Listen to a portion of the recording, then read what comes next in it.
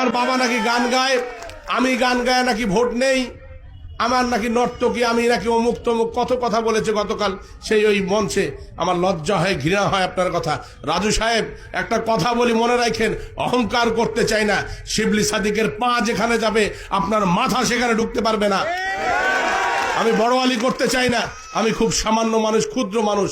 আমি জনগণের সঙ্গে আছি, এই মানুষজনের সঙ্গে আছে, এই ভ্যান চালক দিনমজুরের সঙ্গে, এই শ্রমিকের সঙ্গে আছে, যার কারণে জাতির জনকের কন্যা আমার সঙ্গে আছে। আপনার নেতা দিনাজপুরে বসে থাকে, আপনার নেতা দিনাজপুর চালায়, আমার নেতা সারা বাংলাদেশ চালায়, এটা আপনারা ভুলে গেছেন। এটা প্রমাণ দেব আপনাদেরকে আগামী 7 তারিখে ইনশাআল্লাহ। 7 তারিখে আপনারা বুঝতে পারবেন আপনারা কি করেছেন এই এলাকার মানুষের জন্য, আপনাদের কতটুকু প্রায়োরিটি আছে।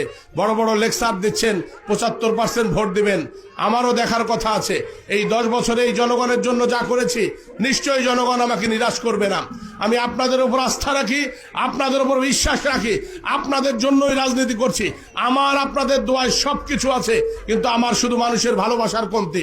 আমার এলাকার গরিব দুঃখী মেহনতি বঞ্চিত মানুষ যদি আপনারা ভালো থাকেন, এটাই আমার ভালো থাকা। আপনারা কষ্টে থাকলেই এটাই আমার কষ্টে থাকা।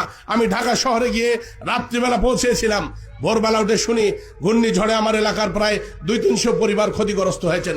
সঙ্গে সঙ্গে এই এলাকায় আসছি এবং সমস্ত বাড়িঘরগুলোতে আমি গিয়ে নিজস্ব তহবিল থেকে সরকারি টিন পর্যন্ত আমি দিয়েছি।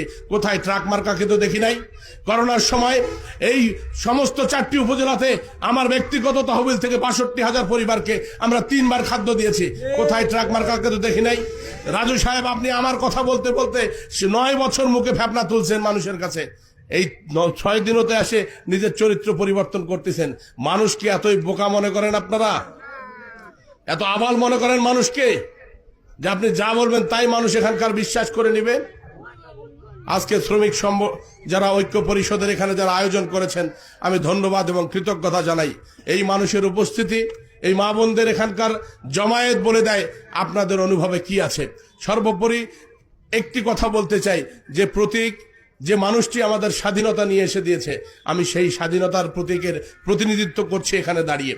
আমি নজুফজু অমুক তমুক কোন একটা ছোট মোটো দলের প্রতিনিধিত্ব করছি না। পূর্ব দক্ষিণ এশিয়ার মধ্যে বাংলাদেশ আওয়ামী লীগ বটবৃক্ষের মতো এমন একটা অবস্থানে চলে গেছে, এটাকে হেলাফেলা করার আর সময় নয়।